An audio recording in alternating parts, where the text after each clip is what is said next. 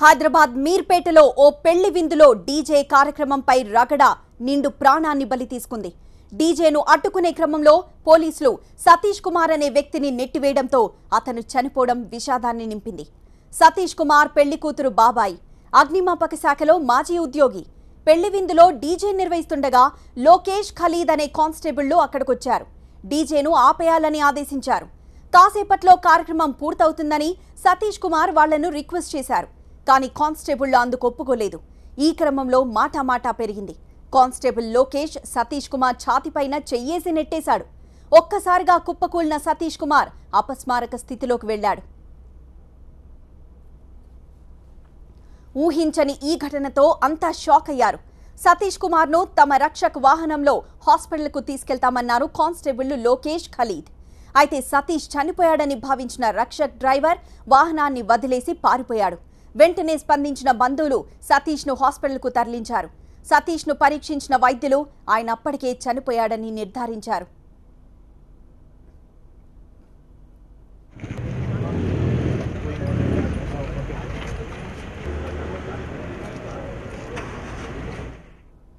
కానిస్టేబుళ్లు Lokesh, Khalid వల్లే సతీష్ కుమార్ చనిపోయాడని ఆరోపించారు బంధువులు.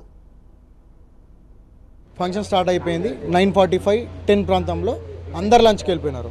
140 minutes 30 minutes అయిపోయింది. ఇక్కడ ఎవరు లేరు. ఒక మోస్ట్లీ అబ్బాయి అమ్మాయి తిప్పి కొడితే 30 members ఉంటారు. కార్యక్రమాలు నడుస్తుంటే ఏమైంది, ఇద్దరు పోలీసు వాళ్ళు, ఒక జవాన్, ఒక డ్రైవరు, ఒక హెడ్ కానిస్టేబుల్ వచ్చినారు. వచ్చేసి డీజే అబ్బాయిని బెదిరించినారంట.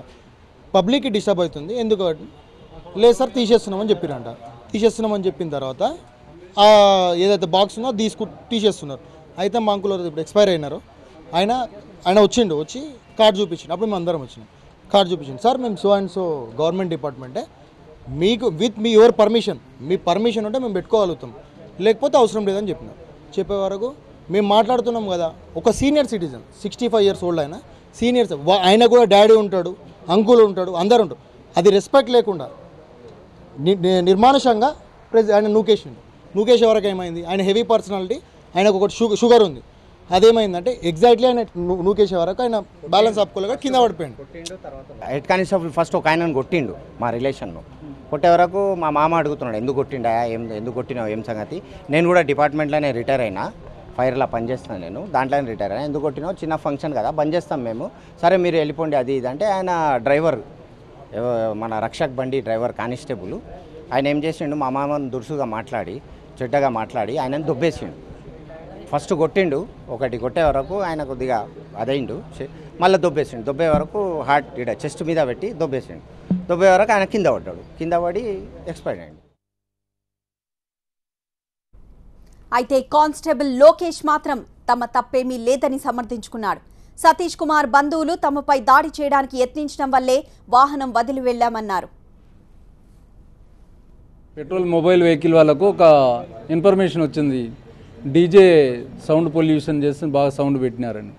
పోలీస్ స్టేషన్కి కాల్ రాగానే వాళ్ళు ఇమీడియట్గా ఈ రాఘవేంద్ర నగర్లో డీజే ఎక్కడైతే సౌండ్ బాగా పెట్టుకొని ఫంక్షన్ నడుస్తుందో అక్కడికి వెళ్ళారు. సైరన్ వేయగానే వాళ్ళు కూడా డీజే సౌండ్ బంద్ చేసినారు. వాళ్ళు కొంచెం సార్ కొద్దిగా టైం ఇవ్వండి, మా ఫంక్షన్ అయిపోతుందని రిక్వెస్ట్ కూడా చేసినారు. ఆ తర్వాత ఆ గ్యాదరింగ్లో ఎవరో పడిపోయినారని వాళ్ళు అనుకోగా మా హోంగార్డును హెడ్ కానిస్టేబుల్ వెళ్ళి వాళ్ళ సాయంతో, అక్కడ ఉన్న వాళ్ళ సాయంతోనే మా పెట్రోల్